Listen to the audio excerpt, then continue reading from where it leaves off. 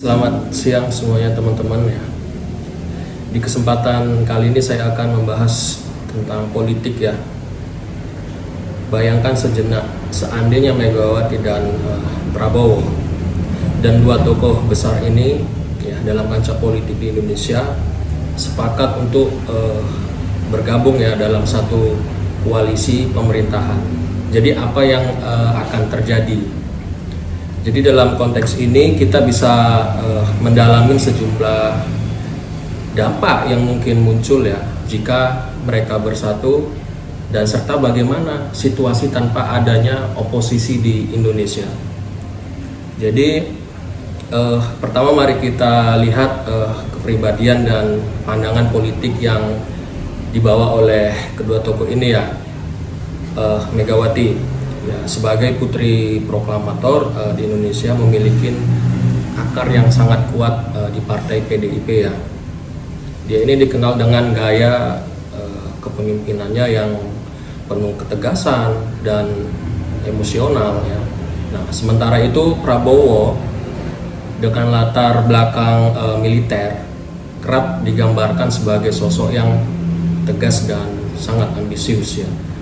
Ya, serta kerap kali memiliki visi yang berbeda terkait berbagai isu nasional ya. Jika keduanya bekerja sama pasti akan ada kombinasi ya terkait visi, ide dan program kerja yang mungkin menarik dan sangat dinamis ya.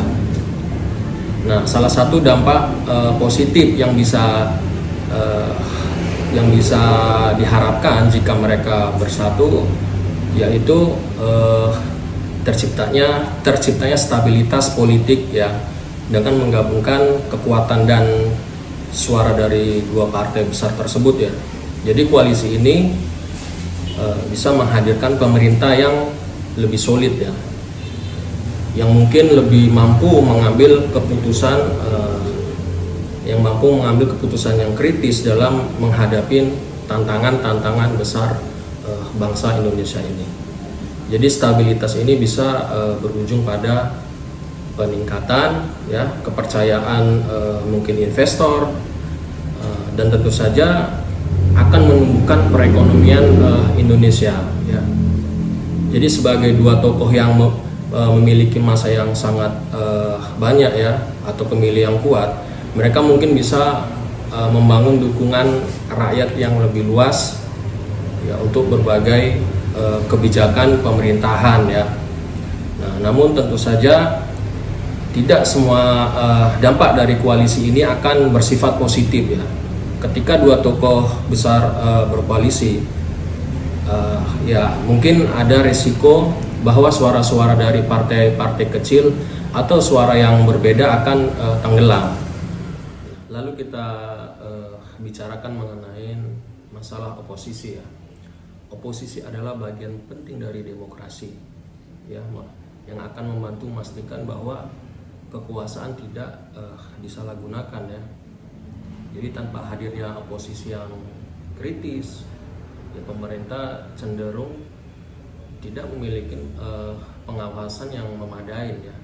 Nah, jika Megawati dan Prabowo bersatu dan tidak ada oposisi yang kuat ya, mungkin kita akan menyaksikan lahirnya sebuah pemerintahan yang leluasa ya tanpa adanya kontrol. Dalam jangka pendek hal ini mungkin akan mempercepat beberapa keputusan dan hasil yang tampaknya positif ya. Ya, namun dalam jangka panjang, nah fakta bahwa pemerintah tidak diawasin ya bisa membuat kebijakan-kebijakan yang diambil ya cenderung tidak relevan dengan kebutuhan masyarakat ya. Nah, ketika tidak ada oposisi, jadi ruang bagi kritik dan masukan dari masyarakat akan berkurang. Nah, ini dapat menyebabkan seperti stagnasi ya dalam inovasi dan informasi ya. Karena tidak ada orang yang berani menantang status quo ya. Nah, diskusi publik menjadi kurang hidup dan warga negara mungkin merasa kurang terlibat dalam proses pemerintahan. Nah, tentu saja hal ini bisa berujung pada apati politik ya di kalangan masyarakat ya. Nah, selain itu tanpa adanya oposisi, nah, terdapat resiko besar ya bahwa korupsi dan penyalahgunaan kekuasaan akan meningkat ya, tanpa pengawasan yang kritis baik di dalam maupun di luar pemerintahan. Nah, akan lebih sulit untuk mendeteksi perilaku buruk yang mungkin dilakukan oleh anggota pemerintah. Nah, hal ini tentu akan merugikan bagi negara ya, terutama dalam upaya pemberantas praktik korupsi ya, yang sudah menjadi masalah klasik di Indonesia ya. Nah, tentu kita tidak bisa mengabaikan fakta ya, bahwa meski masing-masing dari mereka memiliki dukungan yang kuat ya. Nah, tantangan untuk menghadapi masyarakat yang semakin kritis ya, berpendidikan dan terinformasi tetap ada. Nah, namun jika kita menilik kondisi di mana kekuasaan Megawati dan Prabowo bersatu ya, tanpa adanya oposisi ya, tantangan tersebut memang akan terasa lebih sulit ya untuk dihadapin dalam ruang diskusi publik ya. Masyarakat yang beragam ya, dan dengan semua aspirasi mereka ya, tentunya memerlukan saluran untuk bersuara seperti itu. Nah, namun jika kita bayangkan ya, alangkah menariknya jika Megawati dan Prabowo ya mampu mendengarkan suara-suara ini ya, dan menjadikan bagian dari kebijakan.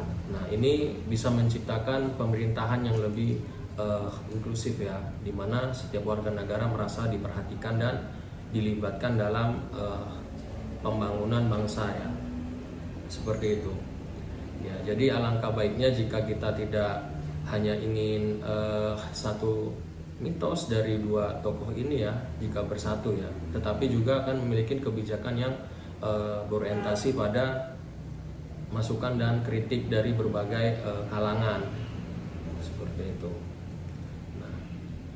Jadi dalam berbagai posisi dan diskusi yang tidak pernah berakhir ini ya, satu hal yang menjadi jelas adalah kepemimpinan yang efektif bukan hanya tentang kekuatan dan kekuasaannya, akan tetapi juga tentang kolaborasi, dialog, dan mendengarkan aspirasi rakyat ya. Maka ya kita harus tetap berharap untuk melihat Republik Indonesia ini yang lebih baik ya, entah dengan atau tanpa dua tokoh ini